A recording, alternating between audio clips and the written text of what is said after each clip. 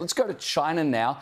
For the past 35 years, they've had a one-child policy to try to curb a growing population. And as part of that, they promoted and heavily subsidised all sorts of birth control. However, the one-child policy worked a little too well. In 2016, 18.8 million babies were born in China, but last year just half that, 9.5 million.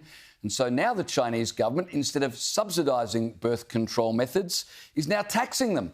They're whacking a 13% value-added tax for the first time in 3 decades on birth control and contraceptive devices. Now, this is causing a lot of debate because, of course, many are saying this is going to cause things like sexually transmitted diseases, HIV, for example, to start to get out of control if there's a massive tax put on condoms. Others are arguing that it's really not going to make much of a difference to the younger generation anyway, who will do what they do regardless of taxation. But China's got to do something to reverse the downward trend in population. Is this the answer? Well, I mean, you talk about the risk of STDs. They might have to bring back the Grim Reaper campaign. Remember the Grim Reaper? I remember that in the 80s, yeah. In the 80s.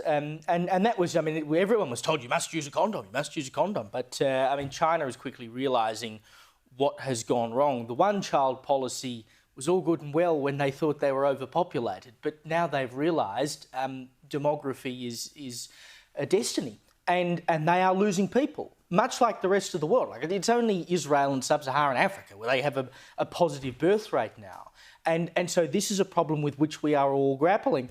So the idea that you would put a tax on birth control in order... Look, I'm not sure it's going to turn the dial. If you have to pay another 13% tax in order to get a bit of nookie, I think people will be prepared to do it. Particularly when they consider 13% of a packet of condoms versus a lifetime of paying for a child. If that's what if that's not what they want to do, I think it's easy to work out which is the cheaper option. Yeah, exactly. And I think really there are, of course, economic constraints that are holding the birth rate down. And we hear that all the time in Australia. You ask young people, why aren't you having kids? Why are you putting it off? Well, I can't afford a house. I'm not in secure employment. There are a lot of economic factors around it. But I think more deeply, the root cause of our declining birth rate is a cultural one. Mm-hmm. We live in a culture where people are told the most valuable thing you will do is have a career.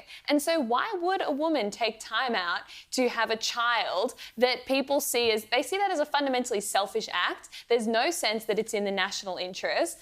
It's not elevated as a morally righteous thing to do in any way. It's just seen as a personal choice among a myriad of other personal choices someone could make. And so no wonder, why would a woman sacrifice years of her life, her body, her sanity to do that in this kind of a culture? Can China change that culture? That's the real question. I doubt it. I think after 35 years of drilling into multiple generations that children are not a priority, I don't see that changing anytime soon. We might end up with what we've got here in Australia with tobacco, a huge black market for condoms in China and all sorts of shops being blown up and all sorts of crazy stuff. Who knows?